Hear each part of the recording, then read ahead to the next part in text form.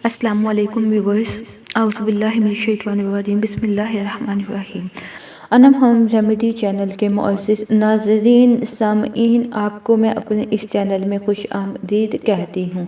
Video का आगाज़ हज़ूर पाक सल्लल्लाहु अलैहि वसल्लम की बारगाह रिसालत में दरूद शरीफ का नजराना पेश करने से करते हैं।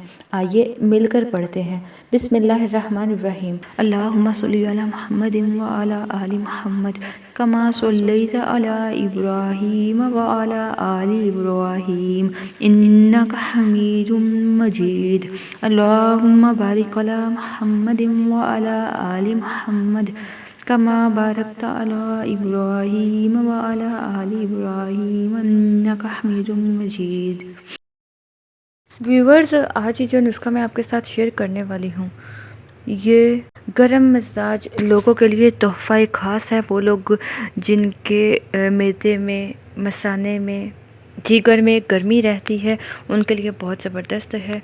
और ये ऐसे गर्मी को ख़त्म करता है जैसे जिस्म में एसी फिट हो गया हो। जिनका पेशाब पीला आता है, पेशाब में पीलापन आता है और जलन होती है, और गुर्दों में कोई गंदा मवाद जमा हो गया हो, गुर्दों की सफाई की ज़रूरत हो, और गुर्दों में इन्फेक्शन हो गया हो, पथरी आ गई हो, वो भी इंशाअल्लाह ठीक हो जाएगी, खारिज हो जाएगी। इसके साथ साथ मैदे में गर्मी, जिगर में गर्मी, जिस्म से जैसे आग निकलना, पाँव से आग निकलना, आँखों में जलन होना, उनके लिए भी बहुत अच्छा है। और ख़ासकर ये उन मर्दों और औरतों के लिए ख़ास तोहफ़ा है जिनके पाँव के तलवे जलते हैं, और इस कदर जलते हैं कि पाँव ठंडे पानी में, और इतनी ठंड में भी रज़ाई से बाहर निकालने पड़ते हैं और पाँव ठंडे पानी में रखने पड़ते हैं। ये मैंने खुद अपनी आंखों से देखा है। बहुत सारे लोगों को ये मसला होता है, खुदा ना खास्ता। अगर आप इसका शिकार हैं तो ज़रूर इस वीडियो को पूरा सुने। इस नुस्खे का कोई भी साइड इफ़ेक्ट नहीं है, फ़ायदा ही फ़ायदा है। 12 से 15 साल से ज़्यादा बच्चे इस नुस्खे को इस्तेमाल कर सकते हैं। जिनके मसाने, जिगर में किसी किस्म की गर्मी है, कोई इन्फेक्शन है, वो भी ये ज़रूर इस्तेमाल करें। दिल की बेचैनी, सर का गर्म रहना, ये सब छोटी छोटी अलामात हैं।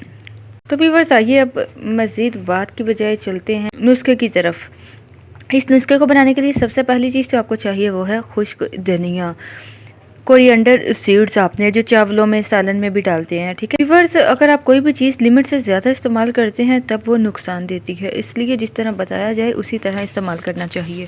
दूसरे नंबर पे जो चीज़ आपको चाहिए वो है ड्राइड एम्बलिक। आपने खुश्क आंवला लेना है।